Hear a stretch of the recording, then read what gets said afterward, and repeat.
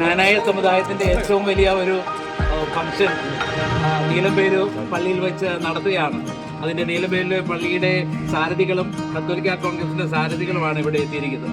ഒരുപക്ഷെ ഈ ഇടവകയ്ക്ക് കിട്ടിയിരിക്കുന്ന ഒരു വലിയ ഒരു സമ്മാനം കൂടിയാണ്. കാരണം ജ്ഞാനായ സമുദായത്തിൻ്റെ സംഗമം നീലംപേരൂർ പള്ളി വെച്ച് നടക്കുകയാണ്. അതിനോടനുബന്ധിച്ച് ഒരു എക്സിബിഷൻ നടക്കുന്നു. ആ എക്സിബിഷൻ്റെ എൻട്രി